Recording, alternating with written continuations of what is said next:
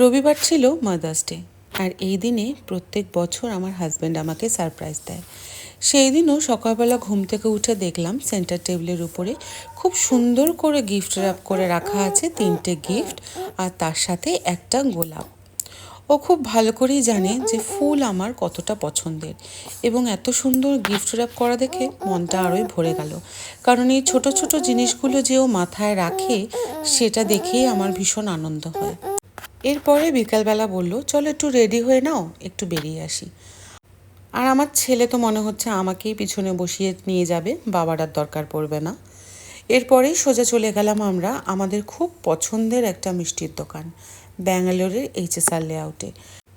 আরও এটাও জানে যে এখানকার জিলাপি আর রাবড়ি আমার কতটা পছন্দের, তা সেটাই কিন্তু অর্ডার করেছিল। এরপরে আবার আমারই আরেকটা পছন্দের জায়গায় আমাকে নিয়ে গেল, বলল তোমার যেটা ইচ্ছে তুমি এখান থেকে আজকে নিয়ে নাও। এই ছোট ছোট খুশিগুলোই জীবনে খুব আনন্দ দেয়, তাই না? আর এই যে দোকানটা, এখানে সমস্ত কোরিয়ান স্টাইল বা কাওয়াই স্টাইলের সব জিনিস পাওয়া যায়। আমার ভীষণ ভালো লাগে এই জিনিসগুলো। বাচ্চাদের জিনিসের উপরেই আমার কেন জানি এত ভালোবাসা। এই ভালোবাসাটা আজকের থেকে না, ছোটোর থেকেই এইসব জিনিস আমার খুব পছন্দের। আর আমার ভেতরের বাচ্চাটাকেও কিন্তু আমার হাজবেন্ড একদমই নষ্ট হতে দেয়নি, ঠিক বাঁচিয়ে রেখেছে। এবার যার জন্য আজকে আমি মাদার্স ডে সেলিব্রেট করতে পারছি, আমার ছেলে, তাকে তার পছন্দের টিরেক্স বেলুনটা না দিলে কি করে হয়?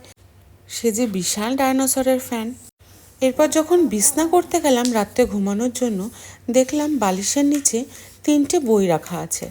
ও জানে যে আমি বই পড়তে ভীষণ ভালোবাসি। রাত্রে ডিনারের পরে ধরিয়ে দিল আমার পছন্দের এই বোবাটিটা। বলল, মাদার্স ডে, তা আশা করি তোমাকে খুশি করতে পেরেছি। আমি তো আর বলে বোঝাতে পারলাম না যে আমি আজকে কতটা খুশি। মিনি ব্লগটা কেমন লাগলো জানিও।